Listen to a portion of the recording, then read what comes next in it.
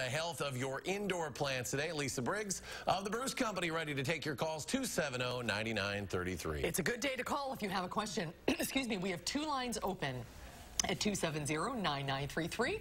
And Lisa is live in the greenhouse at the Brewers Company. Not a bad day at the office for you, my friend. How you doing?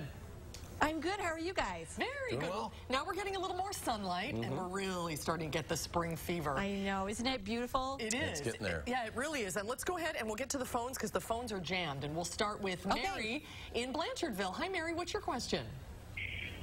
Hello, Lisa. Hi. Are you there? Oh, hi. Yes. So I have this braided money tree that I think I repotted incorrectly. I don't think I put it in the right soil. Yeah, it used to be that big, and now it's about half that size. Okay. Well, I And would say that when I'm sorry. did you repot it? About a year ago, and then a couple months after that, I put it outside. Okay. Well, having it outside as long as the night temperatures are above 50 degrees would not be a bad thing, and then just bring it back in the fall.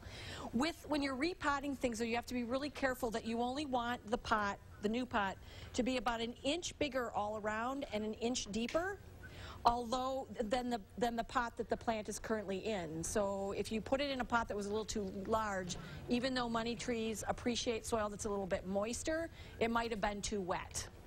Okay. All right, thank you for calling today. Let's go to line 2. Angie is in Cambridge. Angie, what's your question for Lisa today? Hi, I have an African violet that I got almost 2 years ago, and it was a little tiny starter plant. And about a year ago, I transplanted it into a bigger pot. And it's growing great. It keeps getting flowers and everything, but it's gotten very top-heavy, so that there's just like one little stem that's going down into the dirt.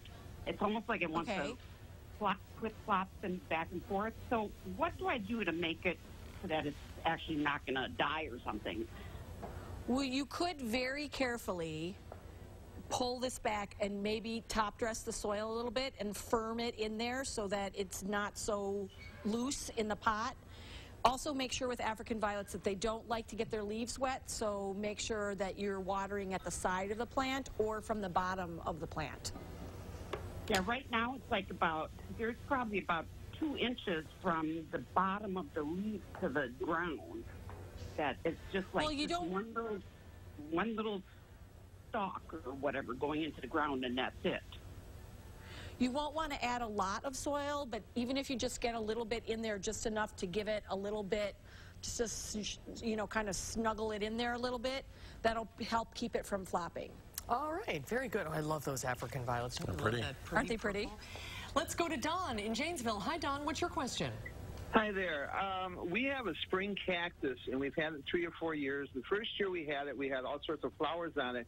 Now every year in the spring we get like little buds at the very end of the leaf, but we never get any flowers. Are we doing something wrong, or should we fertilize it?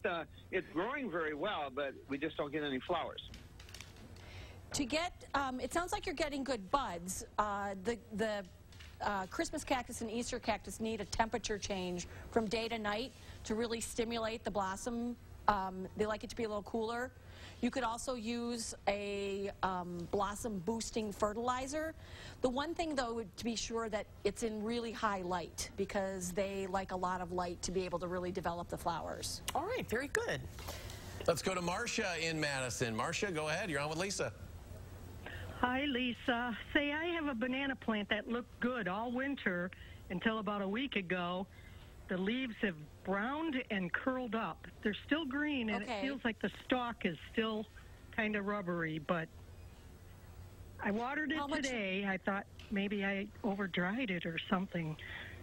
Well, in the wintertime when you have plants inside, they really use a lot less water than they do during the growing season. And so just be careful that you want to make sure that it dries out completely before watering, so that the top couple inches of the soil is dry before you water it again. Then give it a really good soak so the water runs through the bottom of the pot. And then wait a while before you water it again. Okay, let's try to get one more call on here with Betty in Beloit. Hi, Betty. What's your question? Hi. I have a peace lily, and my leaves on my peace lily are dusty. Is there something other than water that I can use on them? No, I would just use water and a soft cloth. There is a product out there that you find a lot of times that florists use. It's called Leaf Shine, and it's a spray-on thing, and it makes the leaves really shiny, but it's not necessary. I would just take a damp cloth with some distilled water, not water out of your tap. You can let water out of your tap settle for like 24 hours so that all of the chemicals and additives soak to the bottom, and then just take a damp paper towel or something and just clean the leaves off. All right, that's great. We're out. We could talk all day. Yeah, the calls are just keep on coming. This time of the year especially, it's such a sight for sore eyes to see all that color. Lisa, good job. Thank you so much for doing this with us today. Thank you. Thanks, Lisa. And thanks for your calls, everybody. Bye. We'll see you next time, and we'll be right back.